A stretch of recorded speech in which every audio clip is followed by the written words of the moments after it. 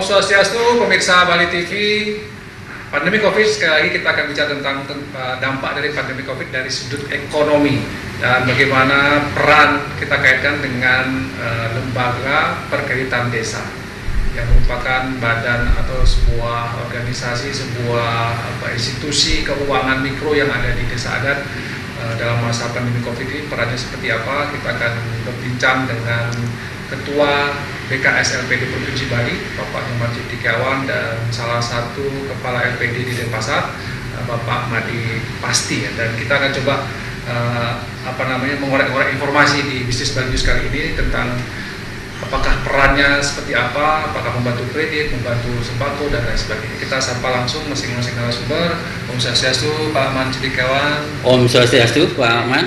Om Swastiastu, pemirsa Bali TV dimanapun berada. Di sebelahnya ada Pak Madi Pasti nih ya, dari LPD Tanjung Bungkal ya. Ya, masih di Kota Denpasar. Saya langsung ke Pak Cendi. Pak Man, kalau kita bicara tentang peran LPD di masa pandemi COVID ini apa saja? Karena kan sudah 5 bulan ini ya kita kena pandemi COVID. Apakah memberi bantuan, sembako, atau apa yang bisa dilakukan? Terima kasih Pak Man. Tapi sebelum menjawab apa yang disampaikan tadi, tentu pertama saya sampaikan mewakili LPD seluruh Bali menyampaikan selamat ulang tahun dulu kepada Bali Pos dan grup media. Mudah-mudahan bisa terus mengibarkan berita edukasi, hiburan, dan juga pendidikan, terutama kepada juga keberadaan kita LPD kita di Provinsi Bali. Saya kira Pak Man juga pemirsa Bali TV tentu dengan wabah COVID-19 yang kita alami selama ini, tentu LPD mungkin juga lembaga atau institusi secara lain mengalami dampak yang sangat luar biasa ya. Saya kira ini adalah kejadian yang paling sulit ya kita alami selama ini 36 tahun LPD Bali. Namun demikian juga kita tetap ngiring sarang-sarang nasi ring sesuunan pemekas mogi-mogi napi sane wenten dengan mangkin pemekas manda gelis metilar yang jagat Bali talaring jagat peniki. Nah, terkait dengan pertanyaan tadi, tentu lembaga perkreditan desa yang memang sudah berumur 36 tahun dari tahun 1984 sampai sekarang, tentu memang diupayakan adalah untuk membantu masyarakat, terutama warga desa adat, baik di sektor ekonomi, kreatif, sektor rumah tangga, juga untuk waktu itu memang untuk memberantas jon, gade gelap, dan lain sebagainya. Nah, dalam situasi seperti ini, sekarang ini, tentu Astungkare dengan beberapa program rencana kerja yang memang sudah dibuat oleh LPD kita di masing-masing di seluruh Bali, yang hampir 1435 sekarang ada, tentu sudah juga bekerja sama melalui koordinasi dengan para juru adat, benesa adat, pengawas, juga ada satgas-satgas yang sudah dibentuk di desa adat, sudah menganggarkan untuk kontribusi walaupun sedikit ya, artinya partisipasi dalam arti sesuai dengan kemampuan desa adat, sesuai dengan kemampuan LPD itu masing-masing, karena potensi LPD itu berbeda. Yang jelas yang dilakukan selama ini tentu ada bantuan sembako, dan bantuan sembako ini juga mengutamakan produk-produk lokal, tentu pertanian lokal, juga beras lokal, sehingga memang benar-benar ekonomi itu bisa bergulir jadinya di desa adat. Selain itu, sebelum masa pandemi ini tentu juga teman-teman LPD sudah berkontribusi, baik kegiatan seni, adat, dan budaya, tentu juga dalam upaya untuk mendorong ekonomi di desa adat, terutama juga untuk ada yang ngaben masal, ada nikah masal juga, dan kegiatan-kegiatan adat yang lainnya. Saya kira tujuan LPD dibentuk oleh pemerintah, tentu sekali lagi semua waniki, pemerintah dan media juga semua, termasuk kerama desa adat yang memang memiliki LPD di giring sarang-sarang. Apa yang bisa kita perbuat untuk membangun, mendorong ekonomi kita di desa adat, sehingga benar-benar ini menjadi milik desa adat.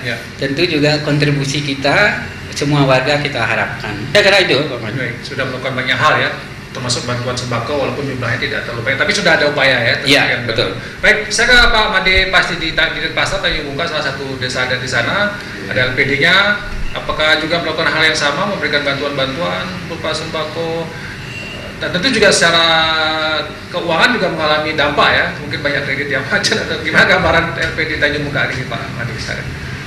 Ya, terima kasih. Jadi pemirsa Bali TV dimanapun berada, kembali saya tegaskan tadi pernyataan Pak Ketua BKS LPD Provinsi Bali bahwasanya sesungguhnya peran dari LPD walaupun sebelum COVID sesungguhnya ya diakui atau tidak benar-benar sudah dirasakan oleh masyarakat. Karena apa? Gitu. Peran LPD ini juga tetap mendorong dalam beberapa hal yang ada di desa seperti kegiatan-kegiatan adat, dan nikah, kemudian juga ada semacam beasiswa, kemudian juga ada jenuh yang sifatnya ada apalagi setara kepada warga meninggal. Peran itu sudah diambil sesungguhnya oleh LPD. Nah, kami sudah melakukan hal itu. Namun dalam konteks yang namanya katakan wabah COVID ini, tentu seperti apa yang Pak tadi utarakan, jelas kami sebagai lembaga keuangan mikro komunitas milik masyarakat tentu sangat merasakan sebuah akibat dari COVID ini. Nah, di mana-mana bukan, saya kira bukan di Denpasar saja dan khususnya bukan di Tanjung Bungka, ada semua LPD hampir mengalami hal yang sama terkait peran untuk mendorong mungkin barangkali katakanlah keberlangsungan dari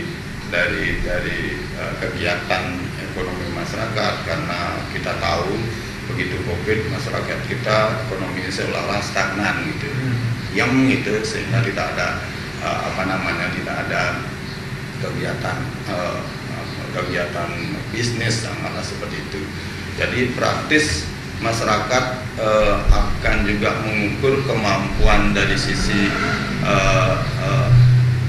simpanannya baik itu berupa tabungan ataupun deposito. Dia akan mengukur sekali bagaimana caranya memberdayakan hal-hal yang dia masih punya gitu. Di sisi lain tentu LPD kita ya sangat peduli dengan hal itu, dan kita sudah di Denpasar mungkin khususnya di Bali sudah melakukan hal-hal yang seperti apa tadi Pak Ketua utarakan.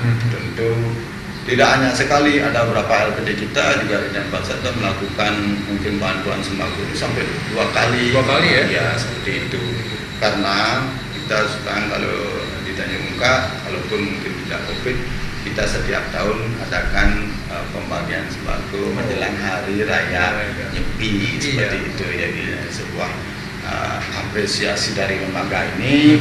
Kenapa? Agar juga lembaga ini semakin ya bisa artinya rasa memiliki dari nasabah atau dari warga kita semakin meningkat, sehingga kayaknya sebuah keniscayaan kalau LPD itu sampai akhirnya katakan tidak bisa bergerak. Nah, ini yang terpenting, karena kami juga berpikir kalau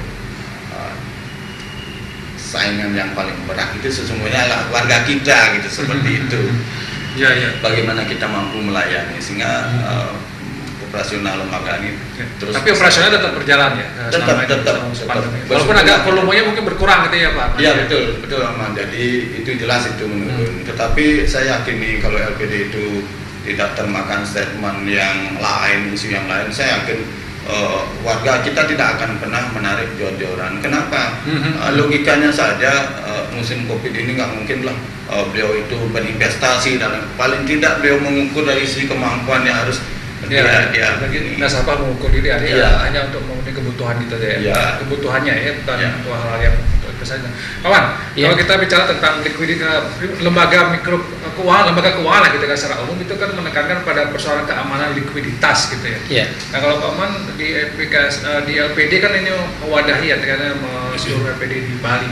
Kondisinya seperti apa likuiditasnya kalau bicara? Amankah atau seperti apa? Begini ya, kalau kita di BKS namanya Badan Kerjasama LPD Provinsi Bali, sedangkan untuk pengawasan, pembinaan, pendidikan, pelatihan dan pemeriksaan itu ada di wilayah LPLPD namanya, Lembaga Pemberdayaan LPD Provinsi Bali.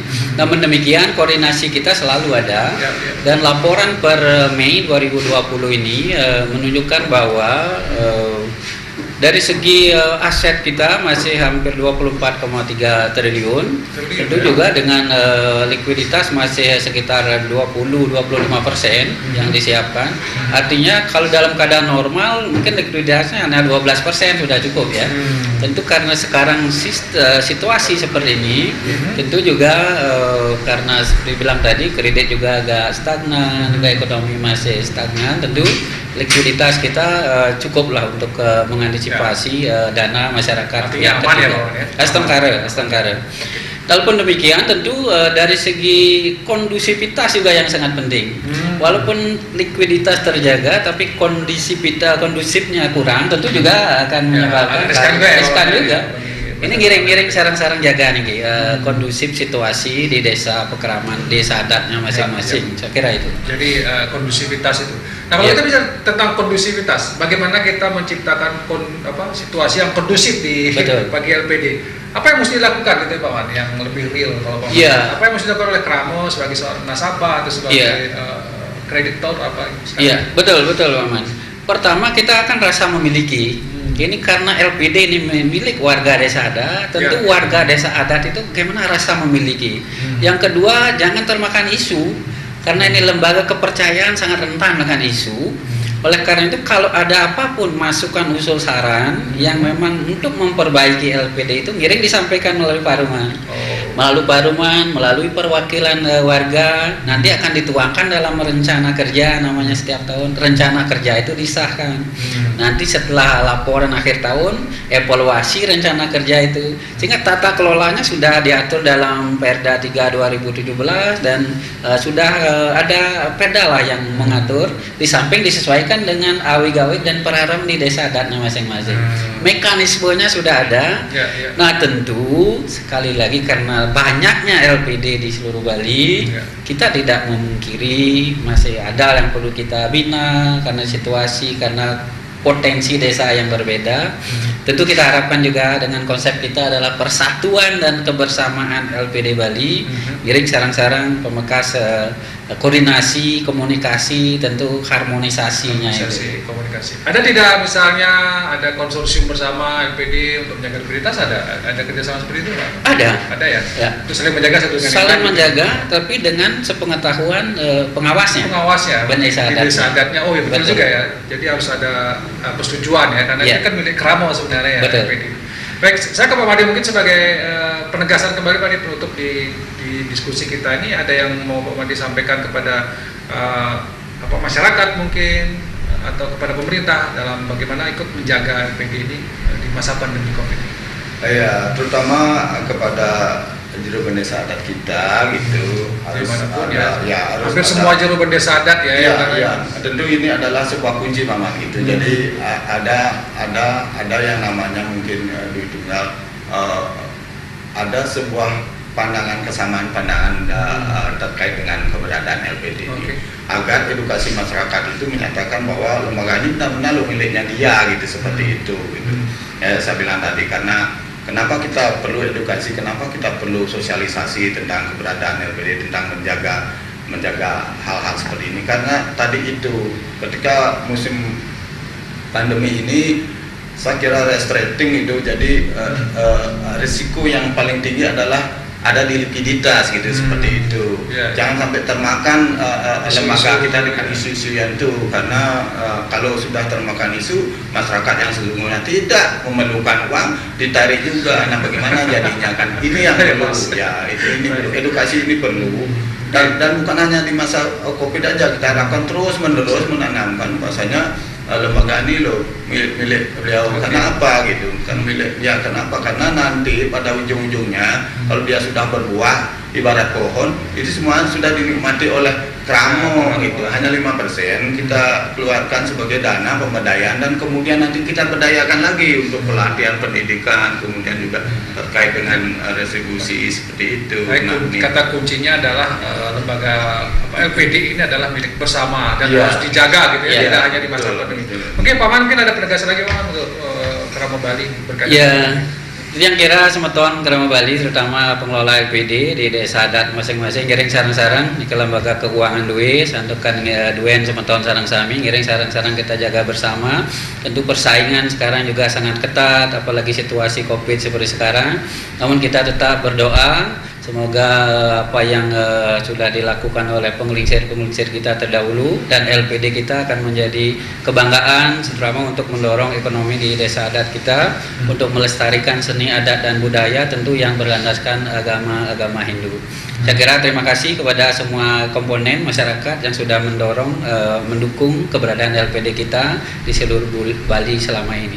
Terima kasih. Ya, terima kasih Pak Man, terima kasih Pak Madik, para tokoh-tokoh LPD yang menjadi penjaga ya sistem keuangan kita di desa adat. Benar bahwa LPD karena perannya yang cukup penting, kontribusinya sudah cukup banyak bagi desa adat, ini patut kita jaga apalagi di masa pandemi Covid ini. Caranya dengan apa? Tetap percaya kepada pengurus LPD dan para pedesa adat, juga meyakinkan masing-masing keramonnya untuk tetap percaya dengan LPD sehingga tidak terjadi hal-hal yang tidak kita inginkan. Demikian bisnis bagus kali ini, saya ucapkan terima kasih atas perhatian Anda. Saya tutup dengan Prama Santi. Om Santi Santi Santi Om.